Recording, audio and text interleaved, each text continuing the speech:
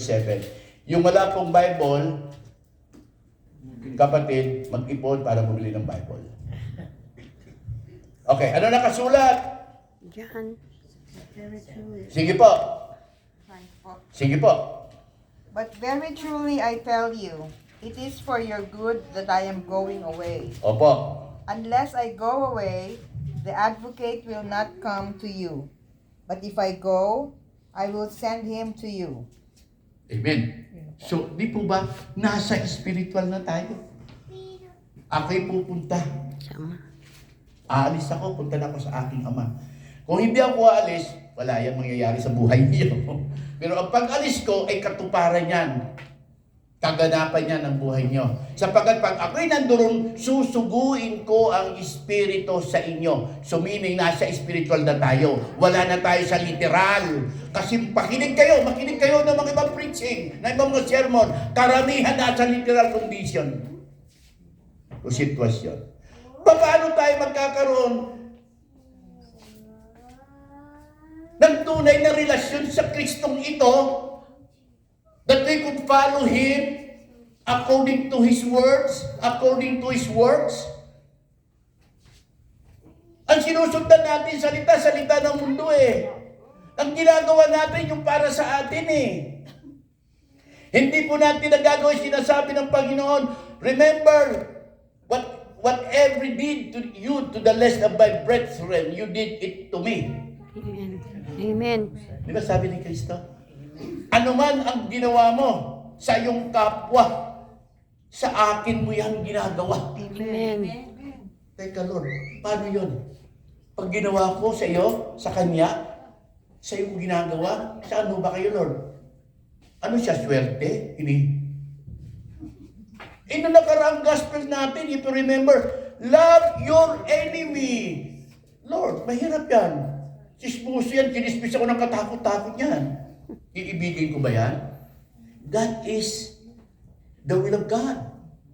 Hindi natin magawa yun. So how we can follow if we are not denying ourselves?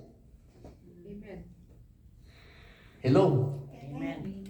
So maliwanag mga kapatid sa pananampalataya. As a believers, we must follow Christ.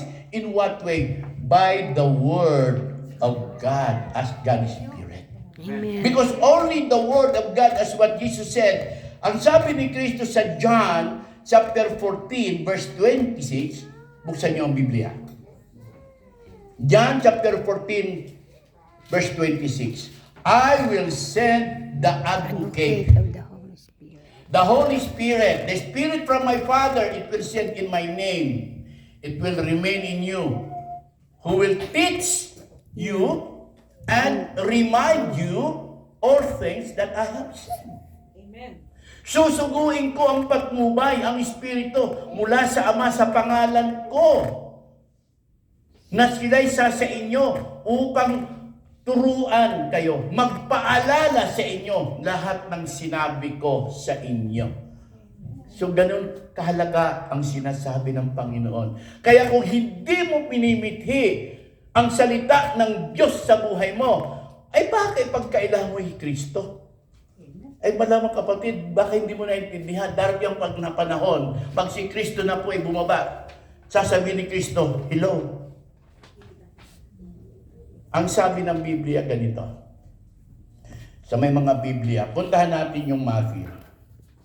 Sa Matthew, I think chapter 7 yata yon. Okay?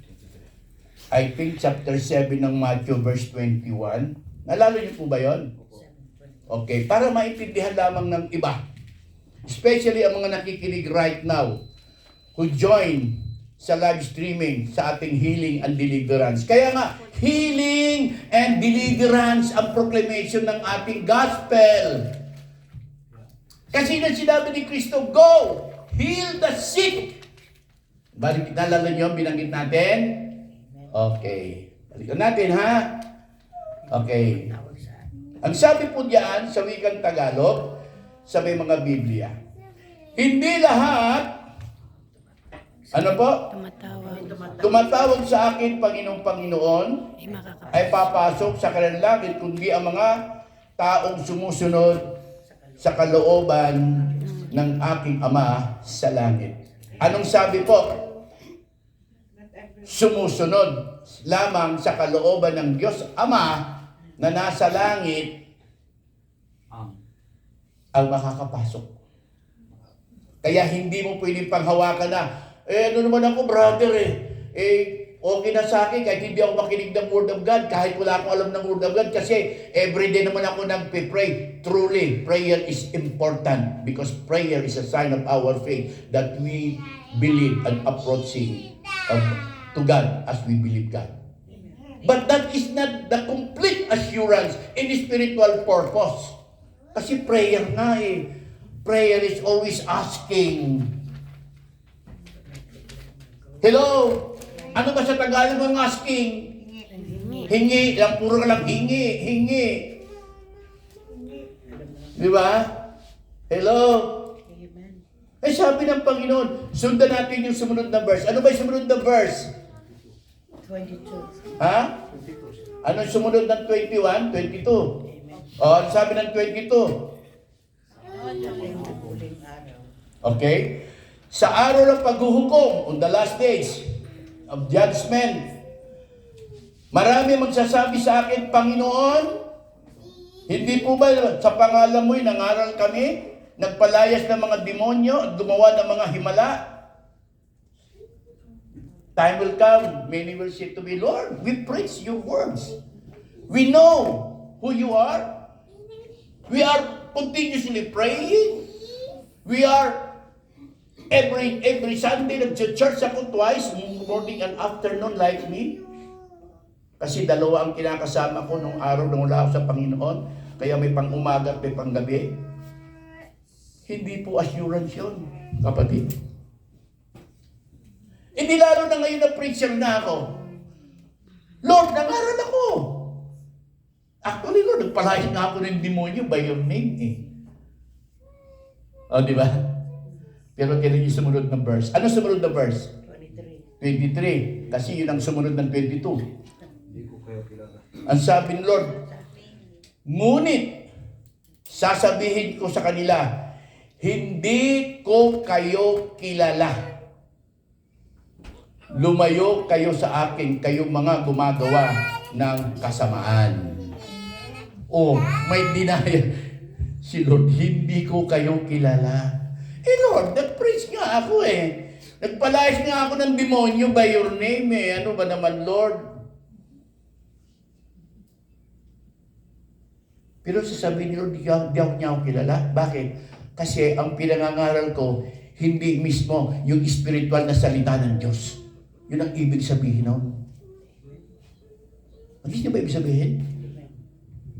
Ang proclamation ko sa preaching ko is about the material things that you need.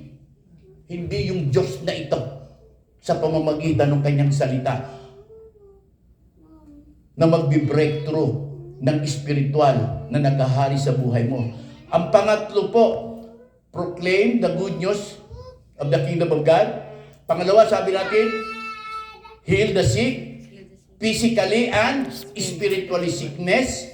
Ang physical sickness, of course, alam na natin ang karamdaman physical. Ang spiritual sickness, yan yung mga ugali na hindi maganda. Sakit po yan ng kakatang spiritual. Kasi mula yan, adapt natin yan doon sa gawa ng spirito ng mundo. Yung pride, jealous, envy. Ano pa? Mapakarami yan. Pride. Pride, of course, unang-una. Taglay ng tao yan. Sakit spiritual yan. Pride, jealousy, self-centered. Marami po yan, kapatid. Nakakaya nga lang po Nakakapangilabot pag naalala ko, ganun pala ako dati. Di ba? Chismoso, mapanirang puri. Sakit po yan Hello? Heal the sick. Amen? Pangatlo na sinabi ni Christ, ano po? Rebuke the devil. Cast out the devil. Ano yung pangatlo? Cast out the devil. Kaya kung hindi ganito ang way of preaching ko, tatanda kayo, tatanda believers, pero nasa influensya pa rin po ng slavery ng demonyo. Kawawa ka naman. Baka pagdating ng panahon, sabi ko, Lord, nangaral ako eh. Nagpalayas po ako ng demonyo. Oh, sa'yo lang yun. Hindi kita kilala. Hindi naman ako pinangaral mo eh. Nagis niyo ba ibig sabihin? Hello? At yung pangatlo, ang sabi po doon, buhayin ng mga patay. Lord, hindi ko kayang bumuhay ng patay. Hello? Bagamat ginawa ni Pedro yan, ginawa ni Pablo yan. Kung anong ginawa ni Kristo, bumuhay ng patay, ginawa ko ni Pablo yan. Ginawa rin ni Pedro yan. Pero sa panahon natin ngayon, sino kaya pwede bumuhay ng patay? Lalo na ako, hindi ko kaya bumuhay ng patay. Pero sinasabi ng Panginoon eh, buhayin ng mga patay. Pero sabi ng Biblia, ito eh. Ito ang sinasabi ng Biblia. Sa Biblia po natin susundan. Puntahan niyo po sinabi ni Pablo sa aklat po ng Efeso. Letter na po to the Ephesians sa chapter 2. Dito ako magkukwot sapagkat ito ang sinusundan natin. Okay? Ano pong sabi po ng Biblia? Ephesians chapter 2. Amen po ba? Amen. Basahin natin ang chapter 2, verse 1 to verse 4 up to 5. Ganito po ang nakasulat. Okay. Para maintindihan natin. Ephesians, letter to the Ephesians, chapter 2, verse 1 to verse 5. Noong unay patay kayo dahil sa inyong mga pagsuway at mga kasalanan. Noong una daw patay tayo. Paano tayo naging patay? Tumanda ka na nga ngayon. Sa pagsuway. Okay. Para maintindihan natin yan. Sinusunod ninyo noon ang masamang takbo ng mundong ito at napailalim kayo sa pinuno ng kapangyarihan sa ipapawid, ang espiritong naghahari sa mga taong ayaw pasakop sa Diyos. So we are under the power or influence of devil. Sabi po, yung demonyong espiritu na naghahari sa mundong ito. Okay? Verse 3. Ang totoo, tayong lahat, no? Tayong lahat, ang sabi ni Pablo, ang totoo, tayong lahat. Hindi sinasabi niya, ang totoo, kayo lang, hindi ako kasama. Sinabi niya, tayong lahat, ibig sabihin kasama siya. Okay. Ang totoo, tayong lahat ay dati ring namumuhay ayon sa pagdanasa ng laman at sumusunod sa mga hilig ng katawan at pag-iisip. Kaya't ang ating likas na kalagayan, kabilang tayo sa mga taong kinapupukutan ng Diyos. So sabi niya, no, ganun din po tayo nung unang panahon dahil po mas binibigyan natin ng priority, no, yung mundong ito kaysa yung purpose ng Diyos sa tao o sa buhay mo. Kaya ganun din tayo. Hindi natin alam kinapuputan tayo ng Diyos. Hindi natin maintindihan yon. Kasi paano ko ba kami kinapuputan ng Diyos? Lord, napupuot ka ba sa akin? Paano ba? Kapatid, dumarating kami sa pagkakataon, nagkakaproblema ka ng malaki. Hindi puot yun. Sa totoo lang. Ano po yun? Awakening yun. Bakit po? Kasi nagiging kaaway mo ang Diyos. James chapter 4 verse 4. Tingnan niyo po sa Biblia niyo. Nakikiayon sa mundo. James chapter 4 verse 4. Kaaway ng Diyos. Okay, basahin natin para maintindihan natin. James chapter 4 verse 4. Santiago po yun. Tama si brother. Okay. Ano nakasulat po sa Biblia niyo? Mga taksil, hindi ba ninyo alam na kapag nakipagkaibigan kayo sa sanlibutan, ay kinakaaway naman ninyo ang Diyos? Ang sino mang nagnanais na maging kaibigan ng sanlibutan ay nagiging kaaway ng Diyos. Hindi ko alam yan nung araw. Kayo alam nyo ba yun? Alam nyo ba yun? Maaring binasa dinaanan, pero hindi ipinaliwanag. Paano ho ba tayo nagiging kaibigan ng bansang libutang ito? Hindi pagsunod natin sa hilig ng laman sa mundong ito. Hindi ba? Nung araw, sinishare ko naman sa inyo nung araw, parang kulang ang buhay ko, kapatid, pag hindi ako nakainom. Kulang ang buhay ko kung isa lang ang babae sa buhay ko. Kulang ang buhay ko kung wala akong bisyo. Pagkat yun talaga ang sitwasyon ng gusto ng katawan ko. Hello? Amen. Maraming babae na kulang ang kanilang buhay pag hindi sila nakapag-chismis. Kulang ang buhay. Mga babae, kulang ang buhay pag hindi nakapanira sa kanilang kapwa. Kulang ang buhay pag ayon sa takbo ng mundo. Pero lagi yan, Lord, Lord. Pero hindi niya alam, kaaway pala siya. Bakit? Wala nang paliwanag sa kanya. Until now. Di ba? Ako nga po natutuwa minsan Natutuwa ako kasi nakikita ko na ito yung buhay ng tao, brothers and sisters, na nalilili ng kaaway at galing ako doon, ngayon nabuksan ako para makalaya sa ganun. Ano yun? Every night, pag ako nung araw, pag sinusundo ko si Stella Arnie, nagtrabaho pa siya doon sa casino, doon sa, ano ba casino yun? Doon sa, Charlie. sa mga, ayun? Arizona, Charlie. Arizona. Arizona Charlie, sinusundo ko siya, di ba? Dadaan ako dyan sa street, yan, sa Flamingo, dadaan ako dyan, papunta doon sa kanya. Nako, pagdaan ko ng play, puro casino yan, makikita ko yung mag-aga pa, yung mga babae, naglalakad, sexy, talaga naman, ano? Pagdating doon, standby muna ako ng isang oras para hintayin ko yung paglabas ni Sister Arnie. Paglabas ni Sister Arnie, pag uwi namin, pagbalik ko, makikita ko yung mga nakita ko yung mga sexy babae. Bit-bit na yung sapatos Tingnan nyo, nangyayari yan. Bit-bit yung sapatos, lasing Nawala na yung kagandahan, lasing na. Hawak na yung sapatos. Makikita mo yun. Bukas makikita mo na naman. Hindi mabubuhay nang walang ganon, di ba? Pakikiayon ng takbo ng mundo. Tanungin mo, Kristiyano ba yan? Yes. Kiniklaim na biyang Christian. Maari makita mo nga sa Sunday, katabi mo pa sa upuan yan. Pero we cannot blame and judge them. What we are talking this is what? They don't know that they are the enemy of God because of what they are doing. Ganun ba kaya ako nun? Ini-expose natin what is written.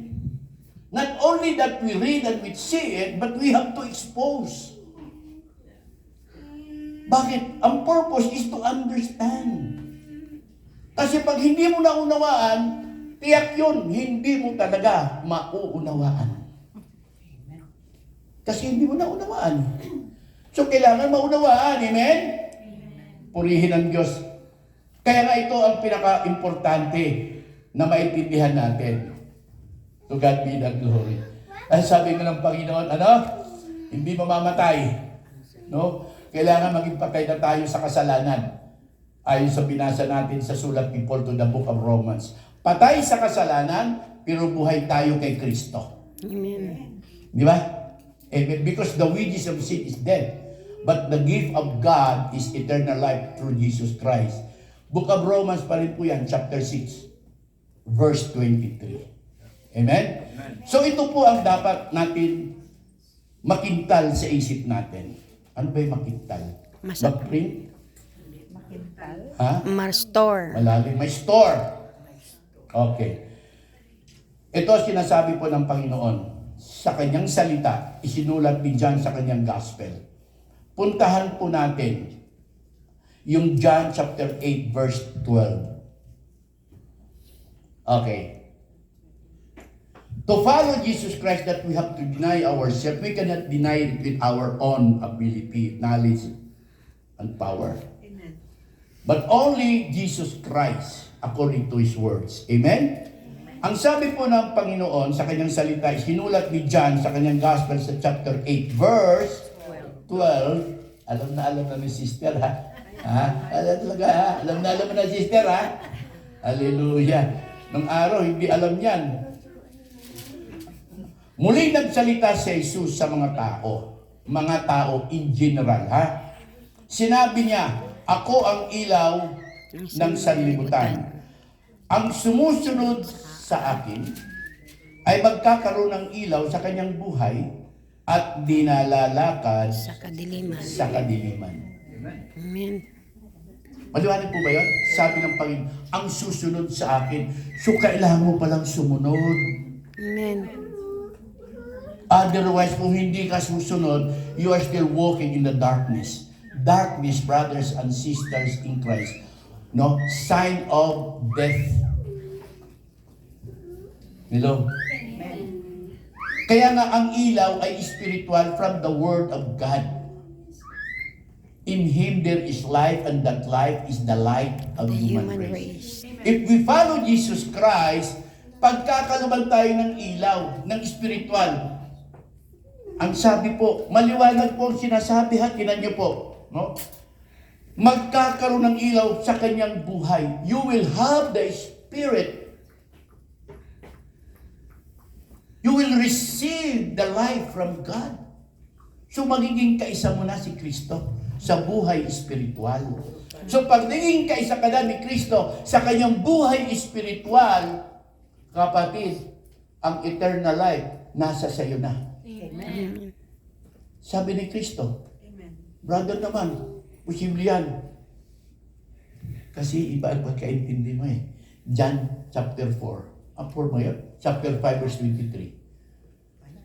Tingnan niyo po, para makita niyo po. Tama ba yun, mahal na kapatid? Ano sabi po doon? John chapter 5 verse 24. Okay, pakinggan natin. Ang sabi po ay ganito. Okay? Pakatandaan ninyo. Ano sa English? Remember, Very truly, truly I tell you, I tell you, whoever hear my word and believe the one who sent me has eternal life. Pag sinabing has, meron na. Is that correct? Pag sinabing has, meron na. Pag sinabing we will, wala pa. parating ko lang. Amen? May buhay na. Ano yung sabi po doon? Buhay na walang Hanggang hanggan. Hindi na siya hahatulan, kundi nakatawid na siya sa buhay mula sa kamatayan. Napaka-blessed po ng salitang ito. The assurance is already there. Pinataglay mo na. Bakit po? The Spirit of God, brothers and sisters, will bring you to eternal life. And that is the truth. Hindi ka na subject for condemnation because God cannot condemn His own Spirit. First is the Spirit of God is holy. Amen? Amen. Kaya nga sinasabi, you are already passed from death to to life. Hindi ka na patay sa Espiritu. Buhay ka na sa Espiritu ng Diyos. Yun ang sinasabi natin. Kaya kung puro literal, ay, ang sinasabi po ng pangangaral, kapatid, pasensya ka. Tiyak yun. Maliligaw ka. Kaya maari, pag nakasumpong ka ng ibang magaling na mga ngaral, na pag sinabing pag hindi ka kabilang sa church namin, if you will not be born again, kapatid, you will. Bahala ka na kung ano pasunod nun. Amen? Amen. Pwede kang maligaw. Amen po. Kaya nga po sa ministry natin, hindi natin pinag-uusapan kung saan ka nabibilong. Ang pinag-uusapan natin dito, yung Diyos na ito na may kapangyarihan na magbigay buhay sa iyo mula sa oras na ito tungo sa buhay na walang hanggan. Sapagkat ang Diyos na ito, dapat siya nating sundan. Wala nang ibang Diyos, si Kristo lang. Amen. Amen? Amen. Pulihin at palapakan natin ang Lord. To God be the glory, Father Almighty, in the name of